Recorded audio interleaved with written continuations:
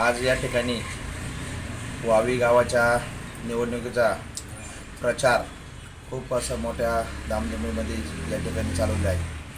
वावी ग्रामपंचायतच्या मागल्या निवडणुकीमध्ये मी मागल्या पंचवार्षिकला निवडून आलो होतो आणि मागल्या पंचवार्षिकमध्ये मला उपसरपंच होण्याचा मान मला या ठिकाणी मिळाला. उपसरपंच असताना माझ्या जोडीला सरपंच रमेश गावडे यांच्या मिसेस सन्माननीय नंदाताई गावडे या बी माझ्या जोडीला होत्या. आम्ही दोघांनी या वावी गावाचा खूप असा चांगला कारभार केला. आमच्या काळामध्ये, मागील काळामध्ये नळ पाणी योजना असेल, लाईटीची व्यवस्था असेल, 1 कोटीचे लोकवर्गणीतून शॉपिंग असेल, हे सगळे कामं आम्ही चांगल्या पद्धतीने पार केले.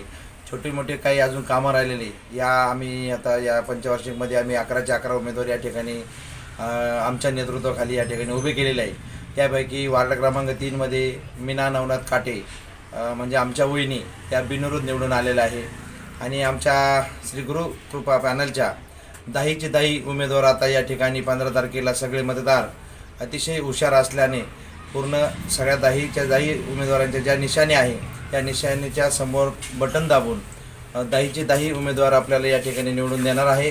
आणि या वावीचा चेहरा मोहरा बदलण्याचं काम आम्ही या ठिकाणी करू. अहोरात्र काम या वावी गावाचा चेहरा मोहरा बदलण्यासाठी काम करू. वावीच्या इतिहासामध्ये जातमुक्त राजकारण होत आहे. हां, अतिशय चांगलं आणि म्हणजे कुठल्याही प्रकारचं गालबोट न लावता सगळ्या जातीला समोर घेऊन या ठिकाणी राजकारण आम्ही करत आहोत.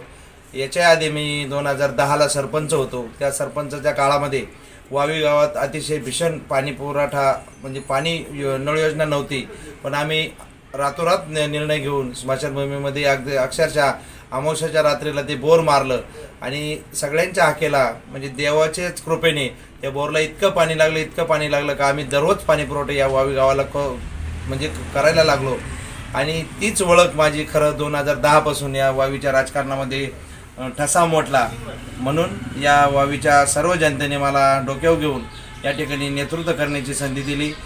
आणि याही वेळेस आमचे 11चे 11 उमेदवार निवडून येतील आणि राहिलेले कामं जे काही थोडीफार राहिले ते कामसुद्धा आम्हाला करण्याची संधी या ठिकाणी मिळेल आणि आम्ही चांगल्या प्रतीचे कामं या ठिकाणी उभे करू एवढंच या निमित्तानं सांगतो. थांबतो. जय हिंद, जय महाराष्ट्र.